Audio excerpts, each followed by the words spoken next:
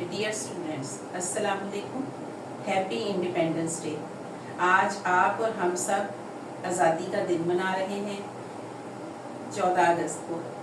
آزادی ایک بہت ہی یونیک اور پریشیس ورڈ ہے. یہ کہنے کو تو ایک ورڈ ہے، لیکن اس کے پیچھے ایک سٹرگل کی، ایک طویل جدوجہد کی کہانی ہے، جو کہ آپ اور ہم شروع سے اپنی بکس میں بھی پڑھتے آئے ہیں، اپنے بڑوں سے بھی سنتے آئے ہیں، اور ہم جانتے ہیں کہ پاکستان کتنی مشکلوں سے بنا، دو قومی نظریہ کیا ہے، اور تحریک پاکستان چلی کیسے. کیونکہ مسلمانوں کو ایک آزاد زندگی گزارنے کے لیے ایک علیحدہ سرزمین کی ضرورت تھی. اس میں بہت سی پرسنالٹیز ہیں. لیڈر ہمارے قائد اعظم محمد علی جناح تھے، اور اس کا تصور جو ہے وہ علامہ اقبال نے پیش کیا، اور چودھری رحمت علی نے اس کا نام دیا. تو اس طرح سے جس طرح سے ہماری پاک فوج ہے، اس کے ایک لیڈر ہیں، اور ہماری پوری فوج جو ہے اپنے لیڈر کی رہنمائی میں کام کرتی ہے، اسی طرح سے قائد اعظم محمد علی جناح کی رہنمائی میں بہت سے ہمارے جو لیڈر ہیں، پرومیننٹ پرسنالٹیز ہیں، انہوں نے اپنی جان کی قربانی بھی دی اور اس کی سٹرگل میں حصہ بھی لیا. تو ہم آپ ایز اے اسٹوڈنٹس، آپ کا بھی یہ فرض ہے کہ اس کی ترقی میں، ہمارے ملک کی ترقی میں بھرپور حصہ لیں، پوری ایمانداری سے، آنیسٹی سے. اللہ تعالیٰ ہمارے ساتھ ہیں، اور یہ ملک اسلام کے نام پہ لیا گیا ہے. تو میں نے سوچا کہ اس سے پہلے کہ ہم کچھ اور گرامر کریں، آگے بڑھیں، 14 اگست کے حوالے سے کچھ تھوڑی سی بات کر لی جائے. اور میں نے آپ کے لیے کچھ سینٹینسز بھی ریڈی کیے ہیں. ہم تھوڑے سے سینٹینسز کریں گے. نالج تو ماشاء اللہ آلریڈی آپ کو ہے، لیکن تھوڑا سا ہمارے نالج میں اضافہ ہو جائے گا. تو آتے ہیں اپنے سینٹینسز کی طرف. ہمارا پہلا سینٹینس ہے: پاکستان 14 اگست سن 1947 کو معرض وجود میں آیا. یہ ہم اور آپ سب جانتے ہیں کہ 14 اگست سن 1947 کو پاکستان بنا. Pakistan came into existence on 14 اگست 1947. تو اس میں یہ بھی ہم دیکھیں گے کہ یہ کون سا ٹینس ہے، کیونکہ یہ پاسٹ کی بات ہو رہی ہے.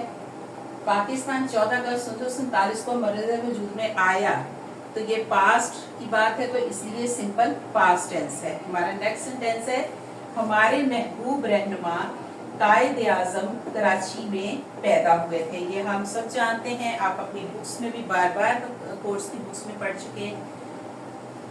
Our beloved leader Quaid Azam was born at Karachi. تو یہ بھی ہمارا پاسٹ ٹینس ہے. علامہ اقبال نے پاکستان کا تصور پیش کیا. علامہ اقبال نے یہ تصور پیش کیا کہ کیونکہ وہ شاعر ہیں، شاعر مشرق ہیں، شاعر بہت سینسٹیو ہوتا ہے، وہ چیزوں کو بہت باریکی سے لیتا ہے، اور انہوں نے سوچا کہ مسلمانوں کے لیے، ان کی آزادی کے لیے ایک آزاد ملک ہونا چاہیے جس میں وہ اپنی مرضی سے زندگی بسر کر سکیں. انہوں نے پاکستان کا تصور پیش کیا، اور اس تصور کو حقیقت کا رنگ جو ہے وہ قائد اعظم نے دیا اپنے فالوورز کی مدد سے. تو اس کی انگلش ہے: علامہ Iqbal gave the idea of Pakistan, تصور، آئیڈیا. کیا، دیا، لیا، الف، یہ سارے ہمارے پاسٹ ٹینس ہیں. لیاقت علی خان پاکستان کے پہلے وزیر اعظم تھے. Liaquat Ali Khan was the first prime minister of Pakistan. یہ بھی ہمارا پاسٹ ٹینس ہے، کیونکہ یہ بات پاسٹ میں ہو چکی ہے. دشمن جنگ نہیں جیتے گا. The enemy will not win the battle. آپ نے دیکھا ہے کہ اس پاک سرزمین پر اللہ تعالیٰ کا خاص کرم و فضل ہے.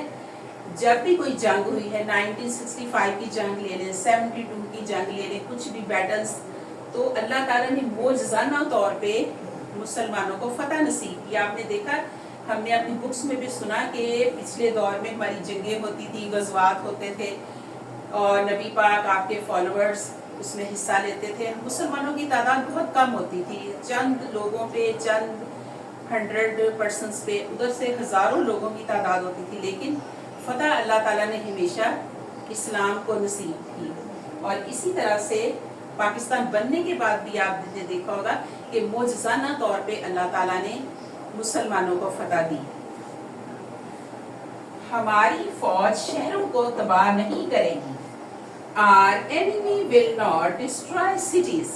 इसकी सबसे बड़ी मिसाल आपने लास्ट डेज में जो पाकिस्तान के सर पे जंग के खतरात मंडला रहे थे उसमें आपने देखा कि हमारी पाक फौज ने इंतहाई बुर्दबाना तौर पे इंतहाई दानिशमंदी से हमारे पाक फौज के लीडर्स ने उन्होंने शहरी आबादियों पे हमला नहीं किया बल्कि उन्होंने जो उनके मखसूस आर्मी टारगेट्स थे उन पे चढ़ाई की।